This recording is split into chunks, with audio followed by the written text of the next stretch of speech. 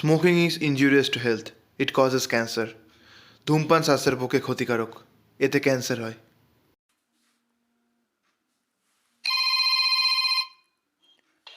Hello sir, আমি বিশ্বাস বলছি। হ্যাঁ বলো। আপনাকে আর্জেন্ট একটুখানি থানায় আসতে হবে স্যার। কেন, কি হয়েছে? ওই মানিক ব্যানার্জি আছে না, তো উনি মারা গেছেন, তো আপনাকে একটু বড় সাহেব ডেকেছে। মানিক ব্যানার্জি বলতে এমবি জুয়েলার্সের মালিক? হ্যাঁ হ্যাঁ, ওই এমবি জুয়েলার্সের মানিক ব্যানার্জি। তোমার লোকেশন জানা আছে? হ্যাঁ, লোকেশন জানা আছে, আমি ফরওয়ার্ড করে দিচ্ছি আপনাকে। ঠিক আছে, আমি যাওয়ার পথে তাহলে তোমায় পিক আপ করে নিচ্ছি। ওকে স্যার, ওকে। ওকে, রাখছি। হ্যাঁ।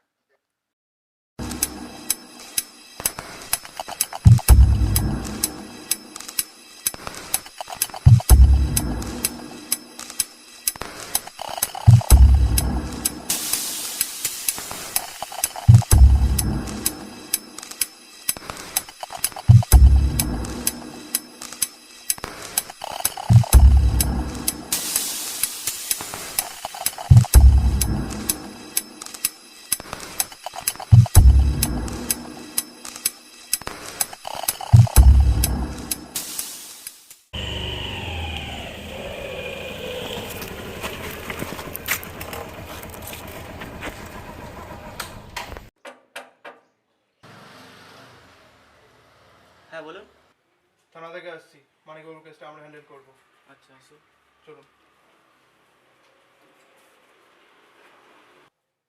বিশেষ দিকটা দেখো তো। দেখছি স্যার।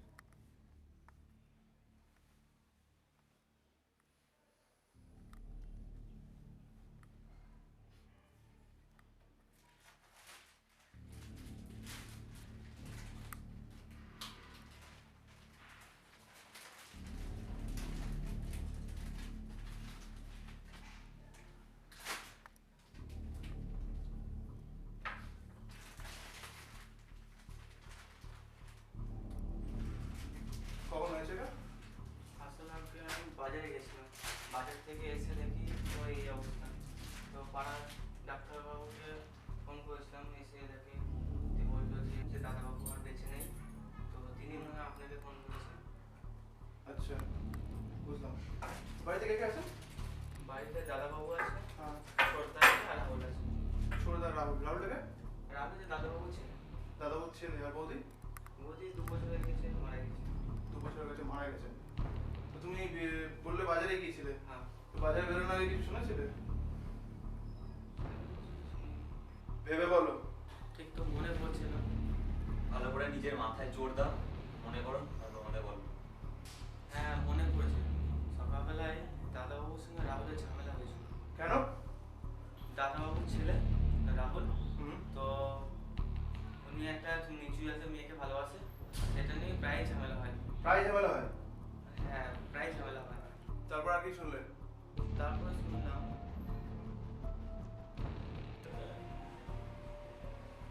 বাবা, তোমার সাথে আমার কিছু কথা ছিল। হ্যাঁ বলো। আমি রায়কে ভালোবাসি, আমি রায়কে বিয়ে করতে চাই। আমি তো কতবার বলেছি নিচু জাতের মেয়ের সাথে আমি তোমার বিয়ে দেবো না। বাবা, রায় নিচু জাতের মেয়ে বলে তোমার এত সমস্যা? আজকালকার দিনে ওর মতন শিক্ষিত মেয়ে খুঁজে পাওয়া যায় না। আমার টাকায় খাচ্ছ দাচ্ছ ঘুরে বেড়াচ্ছ, আর সেখানে আমার কথা শুনবে না? আমি না বলেছি মানে না, আমার কথাই শেষ কথা। ঠিক আছে, এর ফলটা কিন্তু ভালো হবে না। ভাই, তোমার নামটা জিজ্ঞেস করতে ভুলে গেছি, তোমার নামটা জানো কি? আগে পচা। তো এখানে থাকা কতদিন হচ্ছে? এখানে আমি আছি স্যার 4 বছর ধরে আছি। 4 বছর ধরে কাজ করো। পরিষ্কার করে কথা বলি, পেটে কিছু আছে, মুখে কিছু আছে, এরকম গল্প দিচ্ছ না তো? আগে না স্যার। কি হয়েছে? আগে দাদাবাবু তার নেই। দাদা, দাদা তো হাত দেবে না, বডি হাত হাত দেবে না। বডি হাত দেবে। আপনারা কি? আপনারা আটকাচ্ছেন কেন আমাকে? সমীর বাগচি গোয়েন্দা কোতোয়ালি, ইনি আমার অ্যাসিস্ট্যান্ট বিশ্বাস। কি হয়েছে দাদা, কি হয়েছে? আপনার দাদার নেই, আপনার দাদার মিত্র আসাটা আমরা খুঁজে বের করার চেষ্টা করছি। তাহলে চলুন, আপনার ঘরে গিয়ে বাকি কথা হবে। চলুন। Sir, girlfriend. ধরো ধরো। হ্যাঁ, আরে বাবা, কাজের মধ্যে আছে একটা। আরে হ্যাঁ, করবো তো তোমার ফোন। আরে এরা আপনি চলুন, চলুন।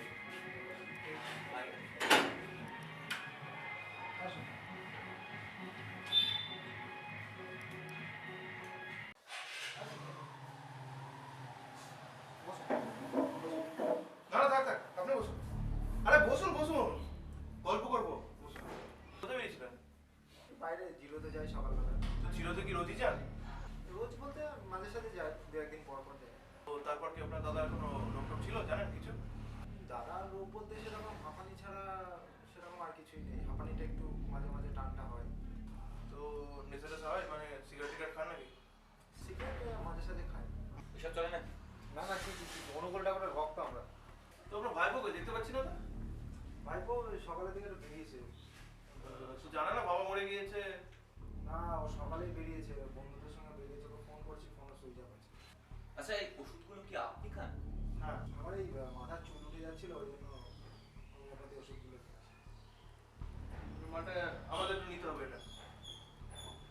দেখতে হবে, দেখুন আপনার বাবা মারা গেছে, আমাদেরকে দেখতেই হবে।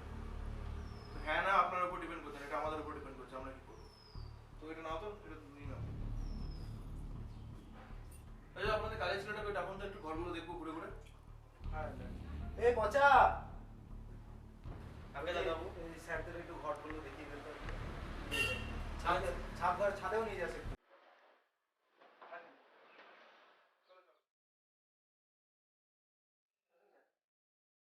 এটা দাদাবু ঘর।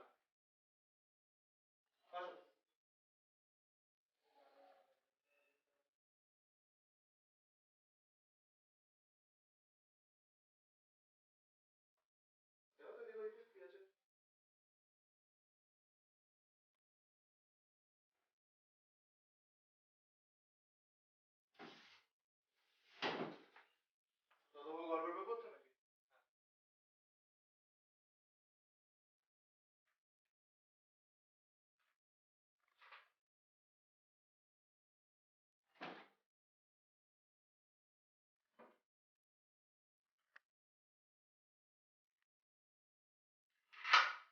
বিয়ে করার শখ ছিল না।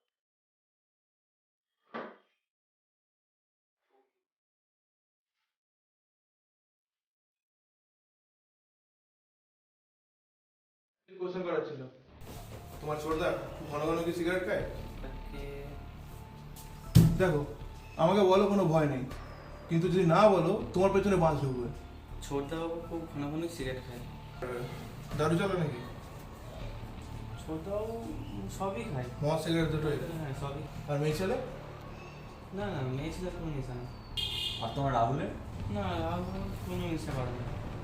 তো তোমার দাদাবাবুর কোনো মেয়ে ছেলে টেছেলে নেশা ছিল নাকি? না না, দাদাবাবু কোনো নেশা করছিল না। দেখো আচ্ছা, ভালো করে তোমার কোশ্চেনটা করছি, ভালো করে উত্তর দাও, ঠিক আছে? মানে তোমার পেছনে এমনভাবে বাঁশটা ঢোকাবো কেউ বের করতে পারবে না। তাই জন্য যা যা পেটে আছে বের করো। আচ্ছা এমনটা নয় তো যে বাকি বাড়ির তিনজনের সাথে প্ল্যান করে তোমরা তিনজন মিলে দাদাবাবুকে সরিয়ে দিলে? এ কি বলছেন স্যার? উনি আমার অন্নদাতা, আমি কি করে মারতে পারি? সত্যিটা কি আর মিথ্যেটা কি সেটা বের করার দায়িত্ব আমার।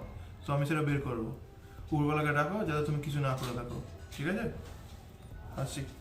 পচা, এ পচা। এটা কে ডাকলো? রাহুল এসছে মনে হয়। এই চলো কথা বলো, তাড়াতাড়ি এসো।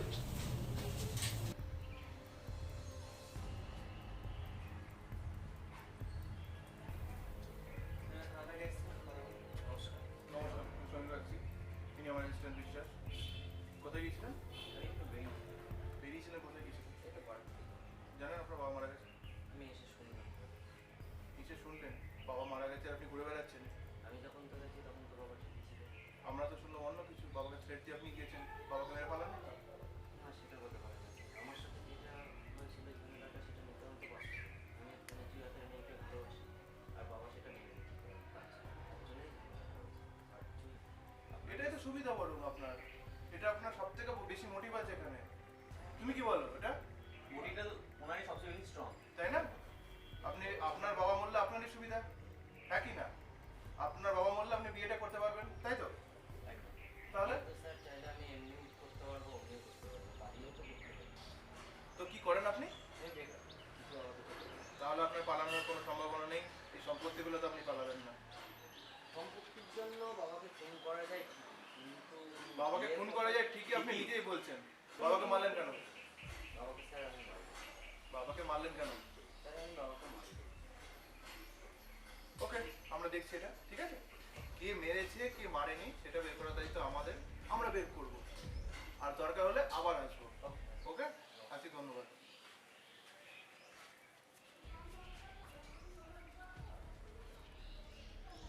কে করলো কাজটা? স্যার সন্দেহ তো আমার তিনজনের উপরেই হচ্ছে। তাই তিনজনে করেছে বলতে চাইছো? তিনজনকে তুলবো? এমনও তো হতে পারে যে তিনজন মিলে প্ল্যানিং করে করেছে। তাই তিনজন মিলে প্ল্যানিং করে করেছে। মাথা খাটাও, বডিতে একটা আঁচড় ছিল না। হতে পারে তিনজন ফলো করতে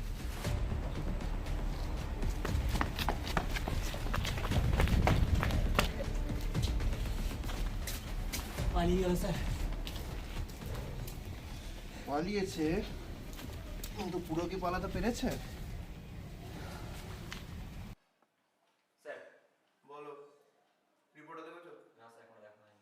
কখন দেখবে? জাস্ট দেখবো স্যার। তুমি তো কোনো কাজই শিখছো না তাহলে। দেখছো না, ইয়ে করছো না, কাজের মধ্যে তোমার ফোন আসছে, এভাবে কাজ করে কি লাভ? চাকরিটা ছেড়ে দাও তাহলে, বাদ দাও তাহলে। না স্যার। চলো, গল্প তোমার আমি বলছি।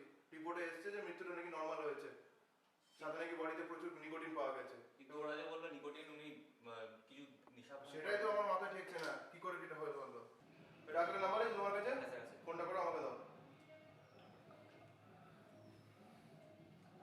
হ্যাঁ ডাক্তারবাবু, আমি সমীর বাগচি বলছি, গোয়েন্দা ডিপার্টমেন্ট, কোতোয়ালি থেকে। আর মানিকবাবুর কেসটা আমরা হ্যান্ডেল করছি, তো আপনি আমাদেরকে ফোন করেছিলেন। হ্যাঁ, তো সেই জন্যই আপনাকে ফোন করা। আপনি কি এখন আপনার ক্লিনিকে আছেন? আচ্ছা, বাড়িতে আছেন, ঠিক আছে। আপনি তাহলে বাড়িতে থাকুন, আমরা 8 ঘন্টার মধ্যে আছি। ওকে ওকে, ধন্যবাদ ধন্যবাদ। চলো চলো, যেতে হবে। স্যার এইভাবে চলো যেতে হবে, ওটা রাখো। হ্যাঁ চলো চলো।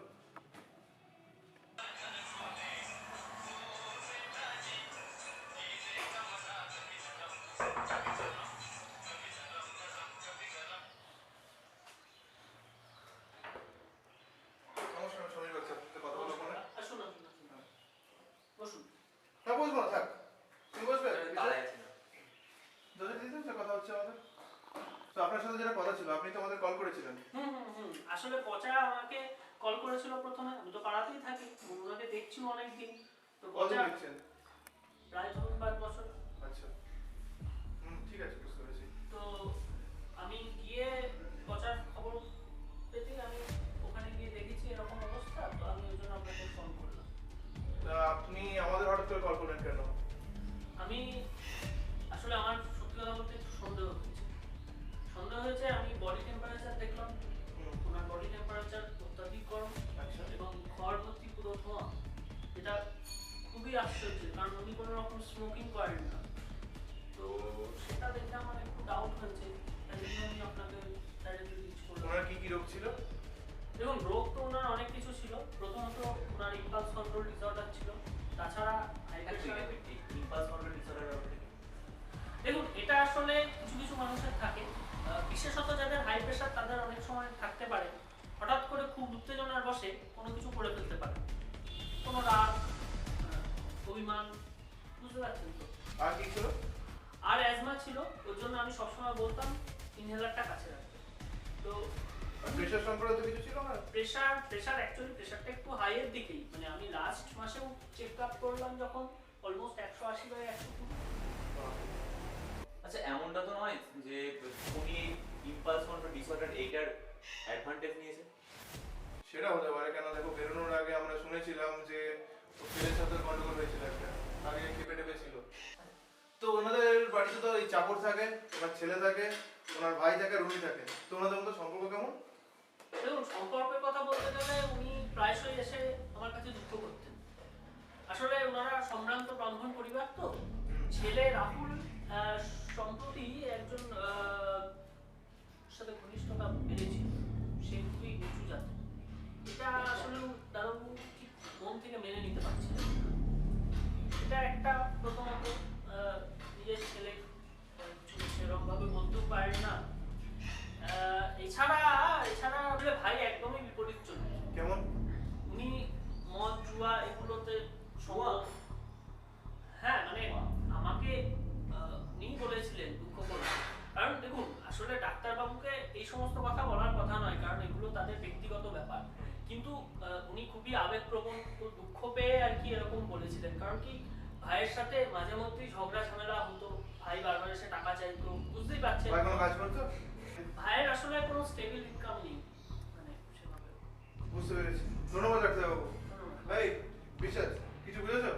কি বুঝলি? চলো চলো।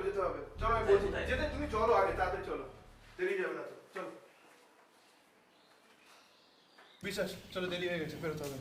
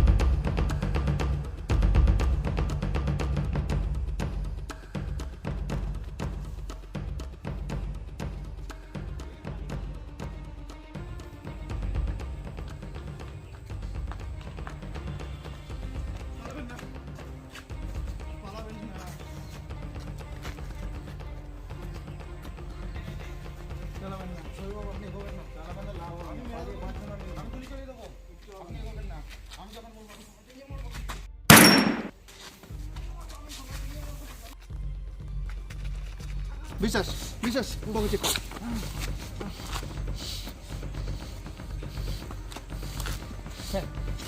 মুখটা খোলো, মুখটা খোলো।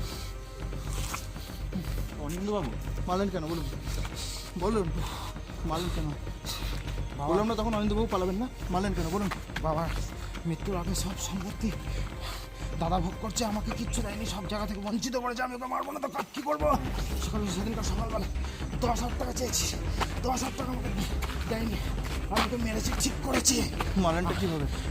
মারার প্ল্যানটা করলেন কী করে? আমি কোনো প্ল্যান করিনি, আমি জানতাম আমার হাঁপানি প্রবলেম আছে, আমি ওকে সিগারেটটা ধর। তো তাহলে এবার গল্পটা আমি আপনাকে বলি শুনুন। সেদিনকে হলো আপনার ভাইপোর সাথে ঝামেলা আপনার দাদা, তাই তো? আর তারপর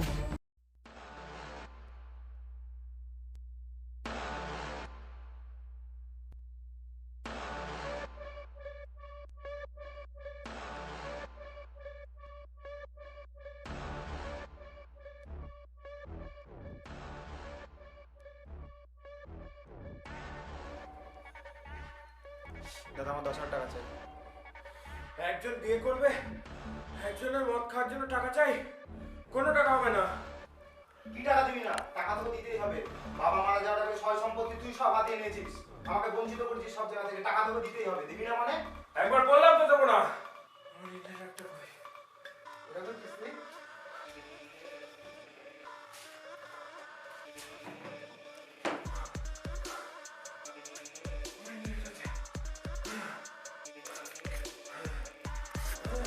কিছু বল।